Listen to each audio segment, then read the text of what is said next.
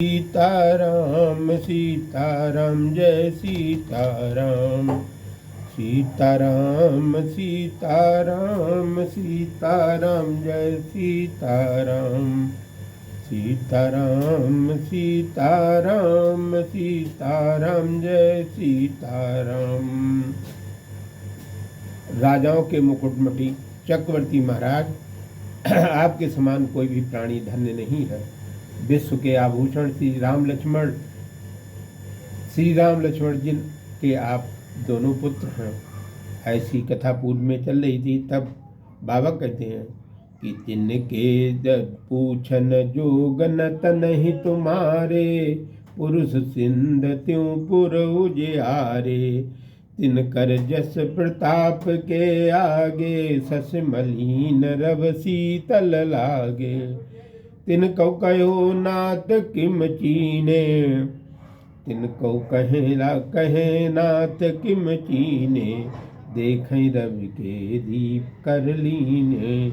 जिनके यश और प्रताप के सामने चंद्रमा मलिन और सूर्य नारायण भगवान शीतल लगने लगते हैं।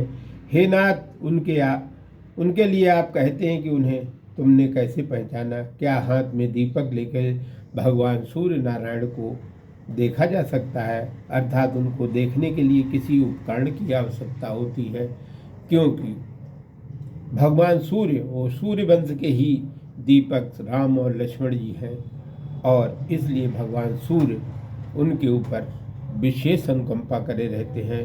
सिय स्वयंवर भूपयने का, सिमटे सुबह कते का।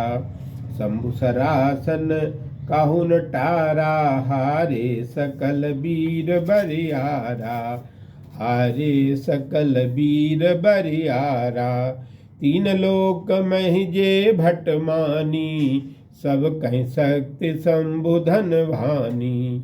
सकहीं उठाए सरासुर मेरु, सोए ही हारे गयो कर फेरू।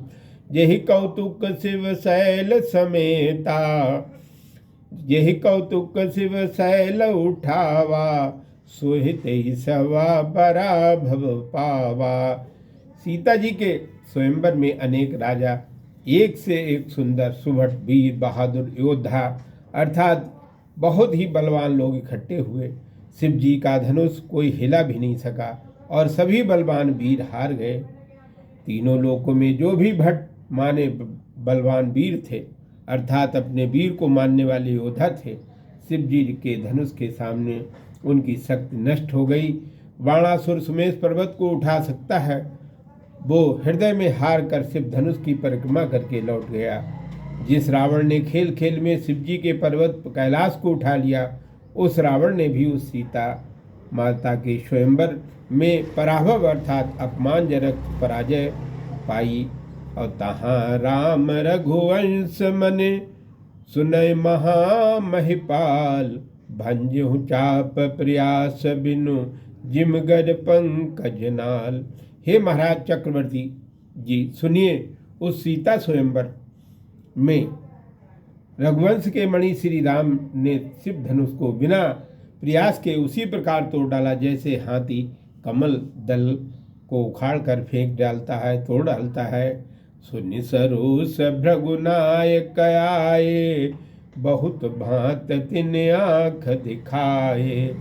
देखि राम बिल निज धनु दीना, कर बहु विनय गवन वन कीना।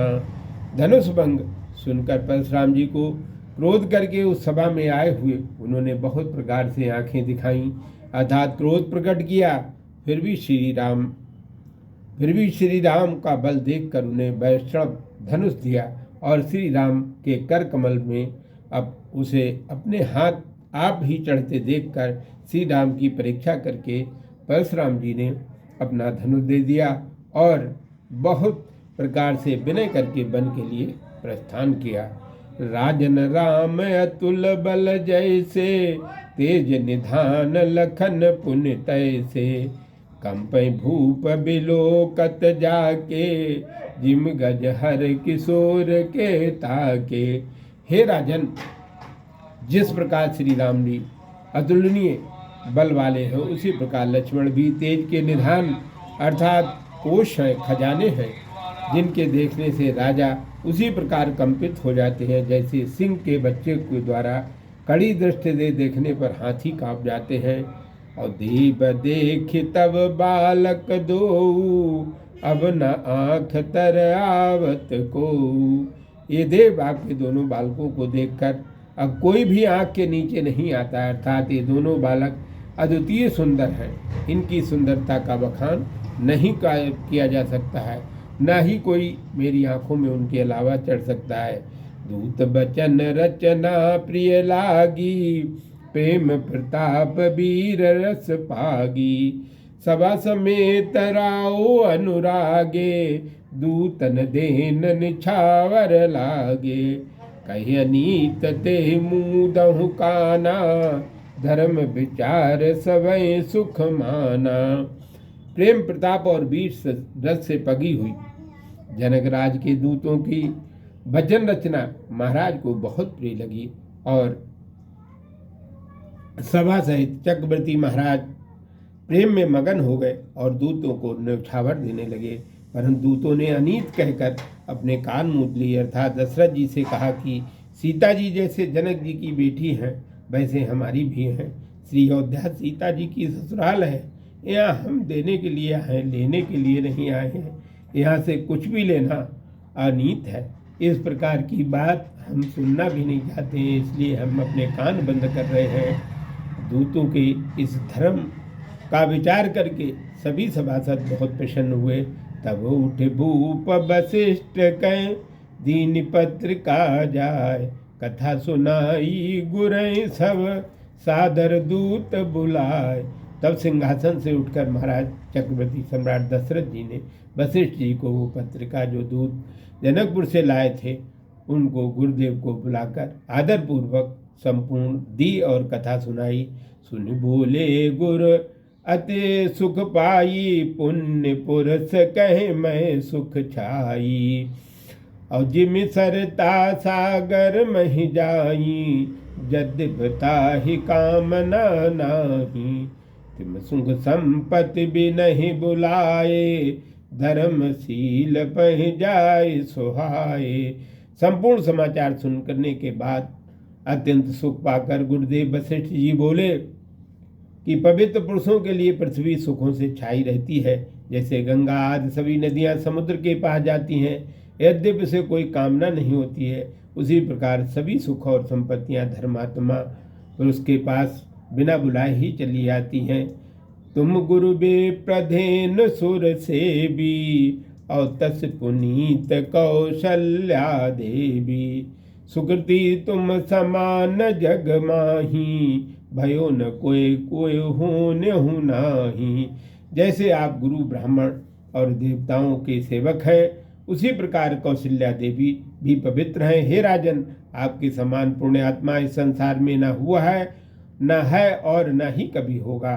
तुम ते अधिक पुण्य बड़ का के, राजन राम सरित सरिस सुत जाके। वीर विनीत धर्म व्रत धारी, सुन सागर बर बालक चारी।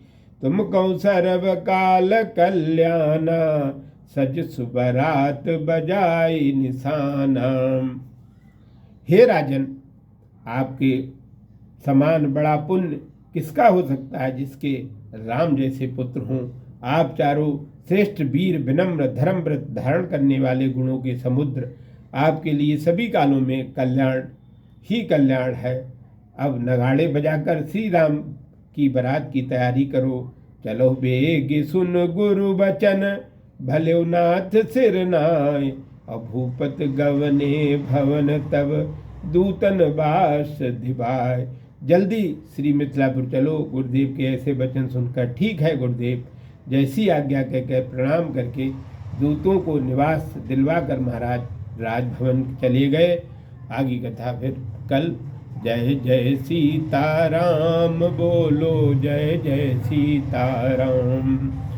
जय जय सीताराम बोलो, जय